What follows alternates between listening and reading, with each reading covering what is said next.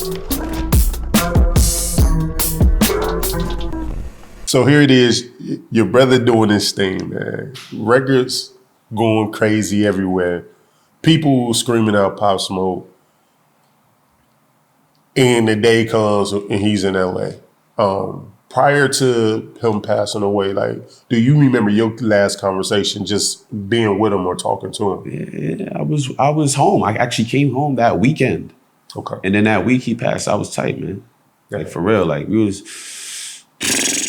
my family going through a lot, man. We was, progressively getting better. Some things had happened and we were just like talking and building, like getting back to that place where we once were, before I started going outside and I was at college and I stayed at my girlfriend's house, my ex-girlfriend, but my girlfriend at the time, I was at her house. So I was out the house for like 8 years, 10 years of my life, Gotcha. So we were trying to mend things. And the conversation we had was about building. It was about what we was gonna do. How was I? Because he didn't want me to go to college. He didn't want me to just settle. He didn't want me to do. He wanted me to be a star, like how he was and how he knew me to be. Because I was playing guitar.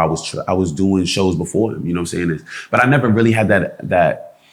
I never really aspired to be crazy big until he pushed me to come out my bubble. You know what I'm saying? And he was telling me, yo, we gotta get the style. We gotta do this, we gotta do that. What you wanna do? You wanna engineer? You going to school for that? Come on, let's do that. You produce? You play music? Come on, let's do that. And we were talking like that and we were breaking our problems from the past as well. And we was putting it behind us. Me, him, and my mom were in the room talking. It's crazy. And that was the last time I talked to him. We hugged. It was a long hug. And I don't know, to this day, I felt like, I don't know if he knew or I felt like life just has this, because every time somebody leave, I have this weird hugging thing. My nana, one of my elders from my church, and him, and we had this last hug, and it's weird. And I always feel it, but I never think nothing of it. And then, so. So here it is. You had that conversation with him. Yeah. And now he goes to LA. And he was going out to LA. Is it just one of those things like, hey, I'm out there politicking? Nah, I think he was out there to shoot a video or something. Okay. Like work on a song. He was in the studio that night, Yeah. So. And so then, unfortunately, he's killed. How did y'all end up getting the word of everything that happened? For me, I woke up to that motherfucker. You know what I'm saying? I woke up to one of my friends. She came up to my dorm room, knocked. Yo, I hate to tell you this, but your brother's dead. I immediately closed the door. I slammed that shit in her face because, like, what the fuck are you talking about? Like, you know what I mean? Like, that's how I found out. Like, wow. Not a random, my sis coming upstairs telling me my brother's dead.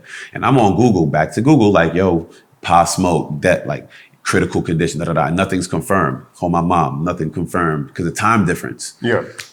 Then we finally got it. He was gone, and then, we had to make that trip to Cali, man. So, word. Man.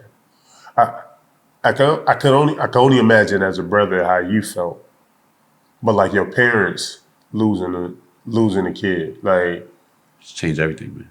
Yeah, changed everything. We not the same. If we was getting better, we got knocked off a place, but we still doing what we got to do. But it's just that's a hole in our hearts. Yeah, that's missing. Like, can nobody replace that? And this world is like, well, that's life. And to anybody who's ever lost somebody, I commend you for still being here, for real, because it's not easy. It's not.